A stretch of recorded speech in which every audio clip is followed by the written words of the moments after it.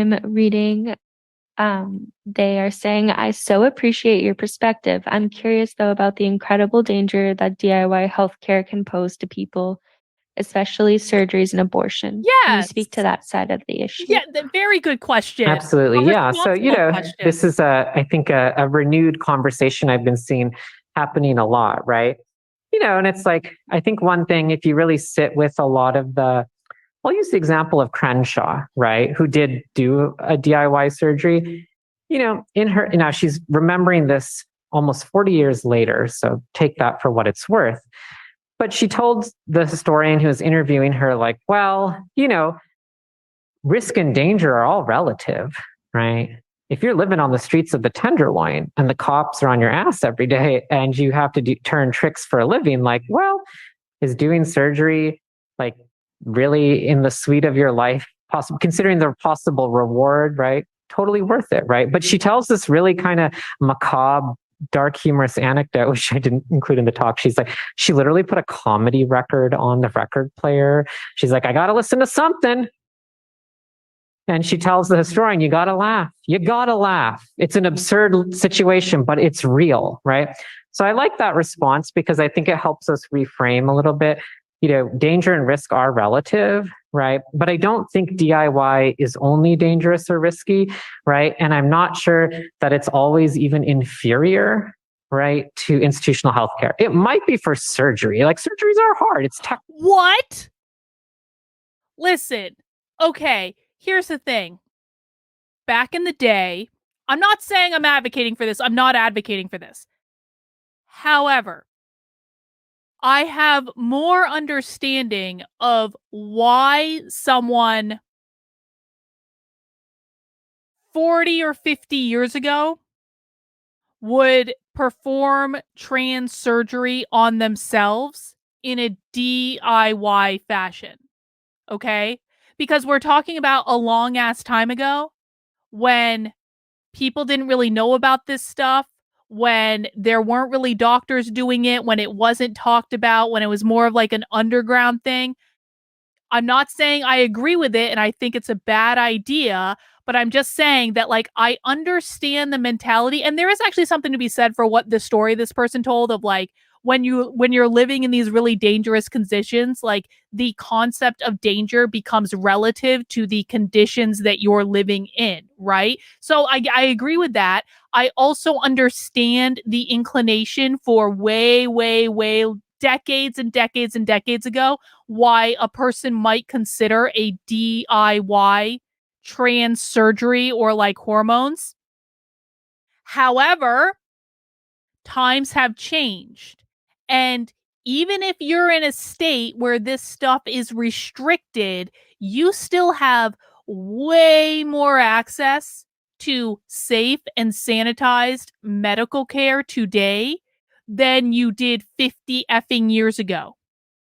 So I do not understand why in 2023 there is a discussion at a college about DIY trans surgery by an alleged doctor saying, you know, maybe there's a time and a place for DIY trans surgery and hormones. Let's just listen to that again.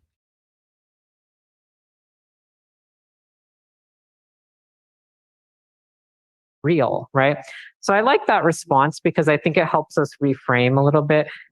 Danger and risk are relative, right? But I don't think DIY is only dangerous or risky, right? And I'm not sure that it's always even inferior, right, to institutional healthcare. It might be for surgery. Like, surgeries are hard. It's technical. It's an art, right? I always like to say this, sorry if there are any surgeons in the room, but I'm like, surgeons, professional surgeons to me are like the only kinds of people I genuinely believe are like kind of psychopathological. Like, you have to really have something wired in a certain way to be able to take a human being and be like, I'm totally chill with knocking you out and cutting into your body and also breaking you down into parts, right? And doing the aesthetic, careful work that good surgery takes. Like I appreciate that. Thank you, right? That's pretty hard to replicate, although I think not for orchiectomy, right?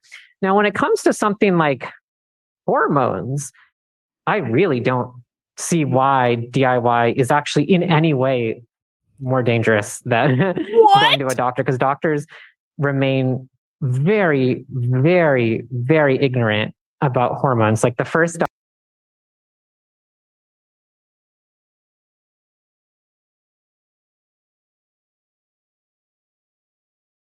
Again.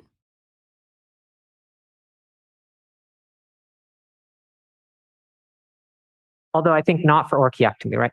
Now, when it comes to something like hormones, I really don't see why DIY is actually in any way more dangerous than going to a doctor, because doctors remain very, very, very ignorant about hormones. Like the first All right.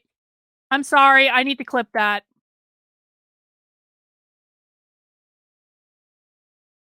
What the hell? Is my program up and running? I don't think it is. Hang on. I just don't think that DIY hormones are really all that risky. In a lecture with a giant Lewis and Clark College thing on it.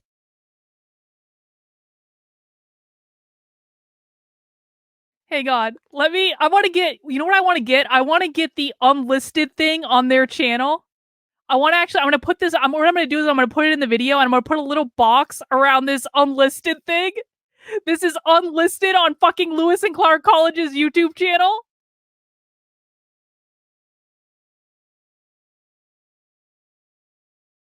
We're doing this clip right. Okay, hang on. Clipping, clipping, clipping. Guys, mount that like button while I am clipping this video. I do appreciate it. Wow. All right. Record.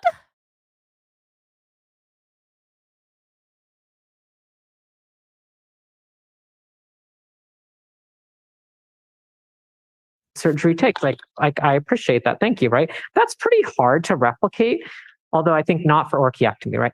Now, when it comes to something like hormones, I really don't see why DIY is actually in any way more dangerous than going to a doctor, because doctors remain very, very, very ignorant about hormones. Like the first doctor I saw to start HRT, I'll never forget this. It was not the worst thing she was going to go on to do to me, but she literally pulled out a piece of paper, unfolded, and she was like, I call this my cheat sheet.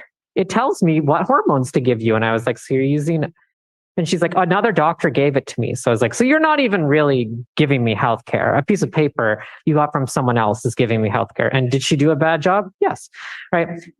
You know, for hormones, right, you want to have like good quality hormones, but like, are they, you know, but if you can find out the quality where they come from, like that one lady in Brazil who's like, you know, supplies like everyone's hormones in the world, like great, right?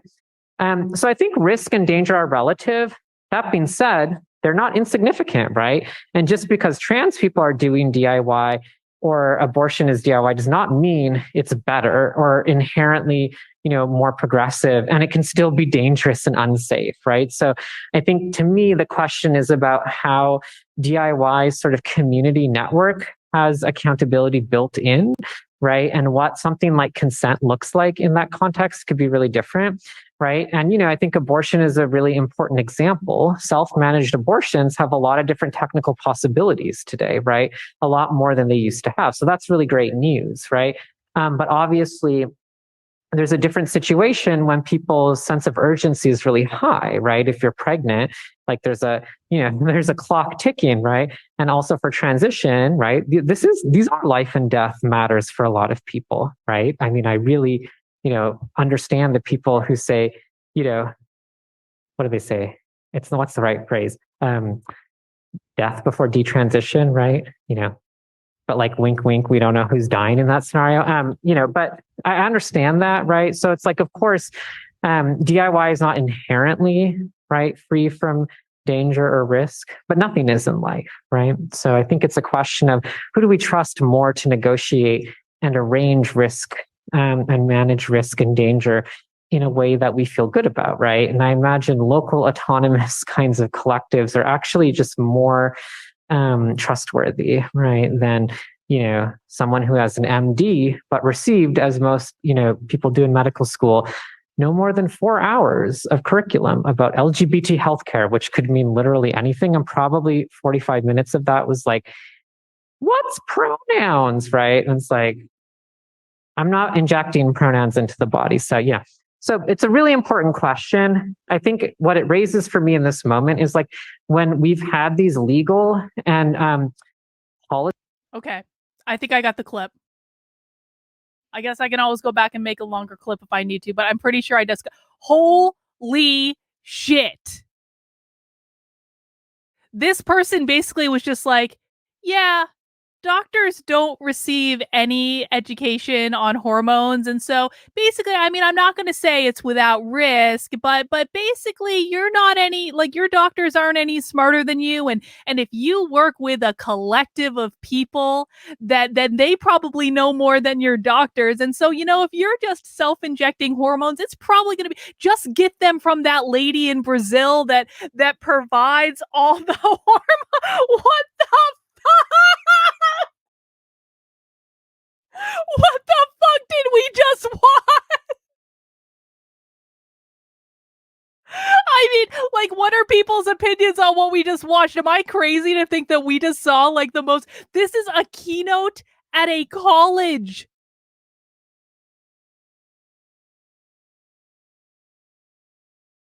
Wow, I just can't. I can't. This person just encouraged people, not, and she got into do-it-yourself abortion too, which is like a whole other thing. Oh, like, yeah, exactly, Reddit, exactly. Black market hormones for everyone. Just go to that lady in Brazil. It'll be fine. She provides everyone the hormones anyway. Oh, I already did clip it. Don't worry about it. Don't worry. Okay, let's get... Holy shit. This is why you always listen to the Q&A. The Q&A is always the best part because the Q&A is never... Listen, guys, socialists and people who watch my content regularly know this, but just in case you don't, socialists, when they're doing presentations, they always prepare their remarks. They write a speech, right? Once they get to the Q&A, they are no longer prepared. They don't have like a preconceived answer that they can reference. And so they have to do it off the top of their head. And so the Q&A is most often when they say the quiet part out loud. Beth says, right up there with the worst of the worst. Yeah, Beth, I would tend to agree with that. Yes. And then We Are Your They says, this is just completely psychotic. What makes it more psychotic is she's telling medical students to do this. And I'm guessing it's medical students. I don't think these are medical students. These are not just these are not medical students. This is a gender and sexuality conference. So this is like a general kind of like conference that this university has been doing for 42 years. So it's not just, I don't even think they have a medical school, to be honest. I think this is like a liberal arts college. The Q&A lets the truth come out. That is correct.